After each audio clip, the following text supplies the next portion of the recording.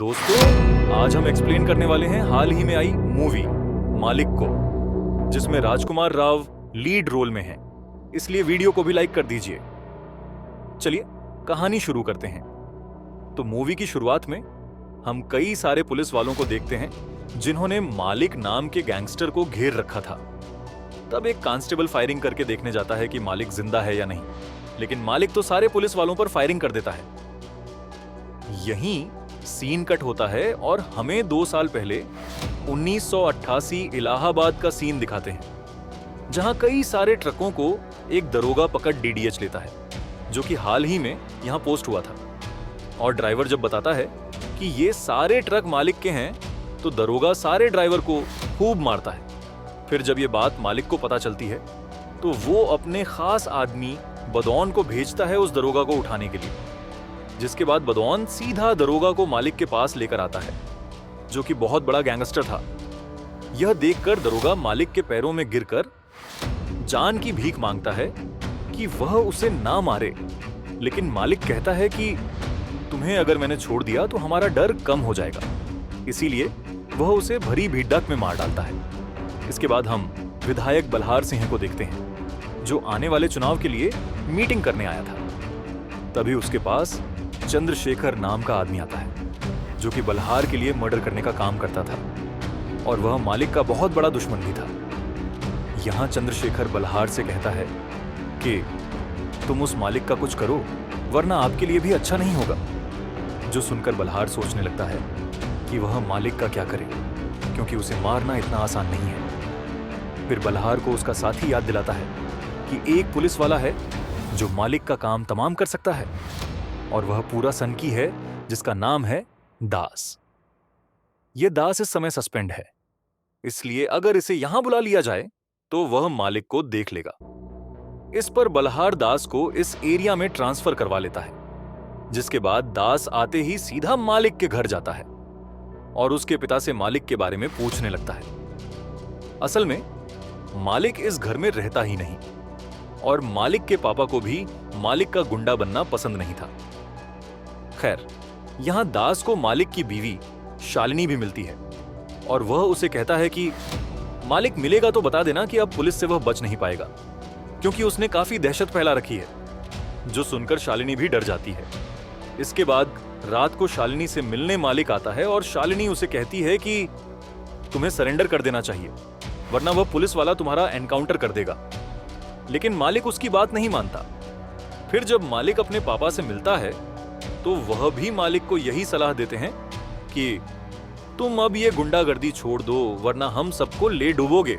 लेकिन मालिक तो अपने घमंड में छूड़ था। हालांकि मालिक को इस बात से काफी गुस्सा आता है कि एक पुलिस वाला सीधा उसके घर में आया और परिवार को धमकी देकर चला गया।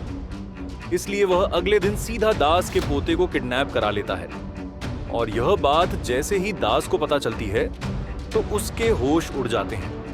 हालांकि थोड़ी देर में दास के घर पर मालिक गैंग के साथ आता है और उसके पोते को लौट आते हुए कहता है कि इस बार तो मैं कुछ नहीं कह रहा, लेकिन आगे से मेरे घर पर अगर कोई भी पुलिस वाला आया तो मैं उसे खत्म कर दूंगा। यह सुनकर दास भी डर जाता है। हालांकि उसके मन में मालिक के लिए गुस्सा तो भर रखा था। इधर हम चंद्रशेखर को देखते हैं, जो मालिक के एक आदमी को मार डालता है, जो कि उसका धंधा संभालता था। फिर यह बात जैसे ही बल्हार को पता चलती है, तो वह चंद्रशेखर को अंडरग्राउंड करवा देता है, क्योंकि मालिक तो अब उसे छोड़ने नहीं वाला। वहीं मालिक भी गुस्से में आग बबूला हो रखा था। जिसके बाद हम मिनिस्टर शंकर सिंह को देखते हैं, जिसने आज मालिक और बल्हार को मीटिंग के लिए बुलाया था। असल में शंकर ने ही मालिक को एक गैंगस्टर बनने में मदद की थी, इसलिए मालिक भी शंकर को बहुत मानता था। वहीं बल्हार भी शंकर की हर बात सुनता था। तब यहां मालिक कहता है कि मैं उस चंद्रशेखर को छोड़ूंगा नहीं, जिस पर शंकर कहता है कि चुनाव का समय आ रहा है, इसलिए अभी कुछ मत करो, बाद में जो करना होगा वह कर लेना। पर मालिक सुनने वालों में से कहां था, तो वह शंकर से कहता है कि मुझे जो सही लगेगा मैं वही करूंगा। ये सब कहकर वह चला जाता है। फिर उसके जाने के बाद बल्हार शंकर से कहता है कि देखा आपने, अब यह आपकी भी नहीं सुनता और आपने ही इसे यहां तक पहुंचाया था। जिस पर शंकर भी याद करने लगता है और सीन पास्ट में जाता है जब मालिक यानी दीपक कॉलेज में पढ़ता था।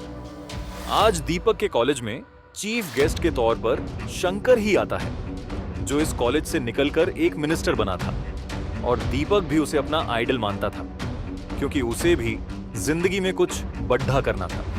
फिर दीपक कॉलेज से घर आता है तो यहाँ दीपक के पापा के मालिक आए हुए थे, जिनसे दीपक नमस्ते किए बिना ही चला जाता है और ये बात उसके पापा को अच्छी नहीं लगती। तब वह दीपक से कहते हैं कि मेरे मालिक को तुमने नमस्ते क्यों नहीं करा, जिस पर दीपक कहता है कि वह आपके मालिक हैं क्योंकि आप उनके खेत संभालते हैं, लेकिन वो मेरे मालिक नहीं है और मुझे बड्ढा आदमी बनना है। जिस पर दीपक के पापा कुछ बोल नहीं पाते। फिर रात को दीपक के पापा को पता चलता है कि कोई उनकी उगाई फसल को खराब कर रहा है, इसीलिए वह खेत में जाकर उसके सामने गिड़गिड़ाते हैं ताकि वह फसल खराब ना करे। लेकिन यह आदमी तो बाहुबली था, इसलिए वह नहीं सुनता। यहां तक कि वह दीपक के पापा पर ट्रैक है। वही जब यह बात बल्हार को पता चलती है तो वह मालिक के डर से दास को कहता है कि कुछ ऐसी अफवाह फैलाओ जिससे गोली चलवाने का आरोप चंद्रशेखर पर आ जाए और असल में यह हमला बल्हार ने ही करवाया था, मालिक को मारने के लिए। लेकिन मालिक तो दूसरी गाड़ी में निकल गया था, जिसके बाद दास ऐसा ही करता है और मालिक को लगता है कि चंद्रशेखर ने ही हमला करवाया था, इसलिए वह उसे ढूंढकर तड़पाते हुए जान से मार डालता है। फिर मालिक के अड्डे पर उससे मिलने बल्हार आता है और वह कहता है कि मैं तो यहां दोस्ती का हाथ बढ़ाने आया हूं और मेरा उस हमले में कोई लेना देना नहीं था। उसी समय वहां पुलिस के सायरन की आवाज आती है और बदौन कहता है कि जरूरी है, पुलिस अपने साथ लाया था हमें पकड़वाने के लिए, इसलिए वह सबसे पहले बल्हार को जान से मार डालता है और यह लोग पुलिस से बचकर भागने लगते हैं।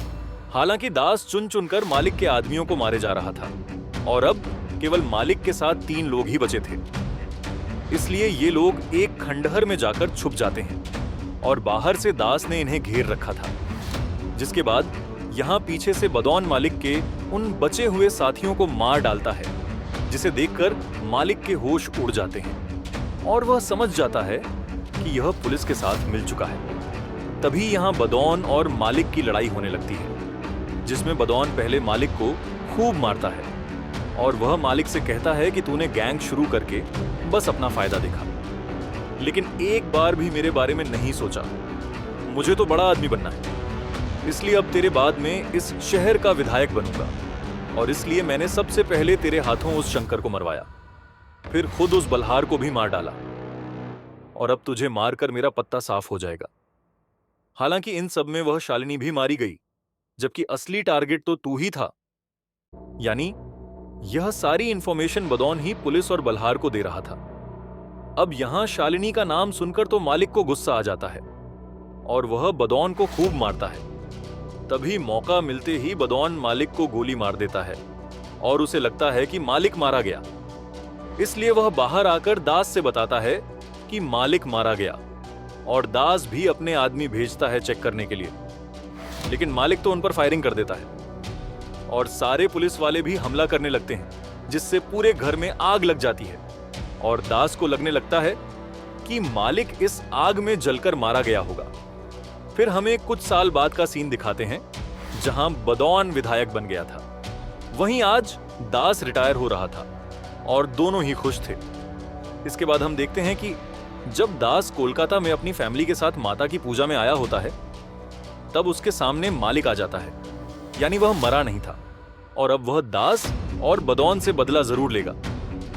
यहीं पर यह मूवी खत्म होती है। दोस्तों, अब आपको यह मूवी कैसी लगी हमें कमेंट में बताना। और अगर मैं आपको छोटा सा रिव्यू दूं तो यह मूवी बहुत ही ज्यादा बकवास है, जिसमें राजकुमार राव के पोटेंशियल को बर्बाद कर दिया गया।